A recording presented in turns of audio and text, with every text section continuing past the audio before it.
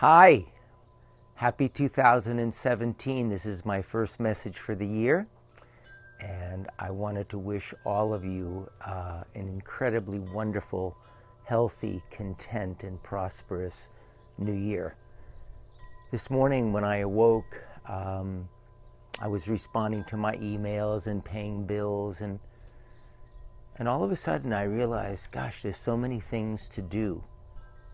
And I was looking at the fact that there was something I wanted to send into the Huffington Post and other things that we get involved in each day. And I realized, my God, there's so much to do. And so I decided to take a break, and I got into my hot tub. And as I was sitting in the hot tub with my eyes closed, sitting in that beautiful warm water, all of a sudden I was in my mother's womb. And I was warm, and I was content. And yet I wasn't even there. There was just contentment, there was just warmth. Every so often something would respond to a flash of light outside. I could hear something purring. I now know it was the purring of the hot tub. But in the moment, it felt like the purring of my mother's heart. And I realized that when I came into this world, I came into this world with a sense of contentment. Not a personal sense of contentment, just contentment. Everything just was warm. And I was in many ways enveloped within the womb, even though I was not aware of a me at the time. Of course, when we come into the world, we forget that the universe is also enveloping us.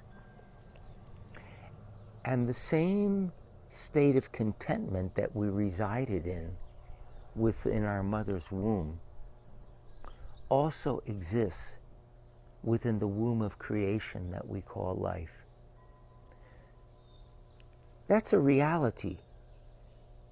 And yet for most of us, that reality is so far from our awareness, we can't even imagine anything like that. We'd call it heaven on earth, but we just think of that as an expression because we're always so involved in making things happen. And so much of today's talk is about how to make things happen, how to make things go your way, how to think ahead, how to plan, how to intend, how to strategize, how to manifest. Wow, all that how-to is incredibly exhausting, and it's stealing our lives away. And then, of course, the most important thing you really need to ask is, does that really work? Do I actually find that I'm able to do that? Do I know anyone that can do that? Has anyone ever been able to do that? Did Martin Luther King do that? Did Jesus or Moses? Did any of them do that? Or did they just feel so inspired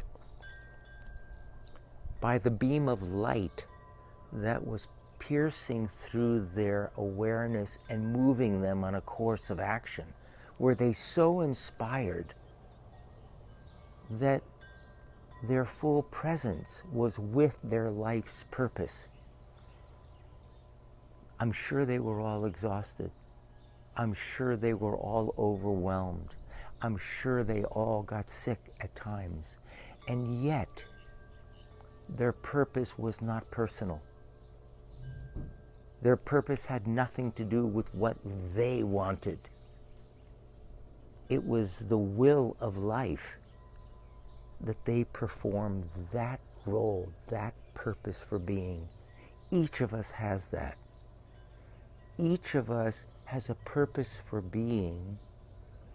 And when we are just in the midst, in the center of that purpose which we experience as inspiration. Even though we're moving fast, even though we may be sleeping less at times, we feel so fulfilled. We feel so exhilarated. We feel so content because our purpose for being is fulfilled. Have a grateful day. Breathe deeply. Breathe slowly. Thank you for tuning in. Thank you for staying in touch with me. For those of you that send little love messages, and you notice that I always send some reply to you personally. And if you feel moved by this, please share this with your friends. My only purpose is to fulfill my purpose. May that be your purpose as well. Have a gorgeous day. Aloha from Maui.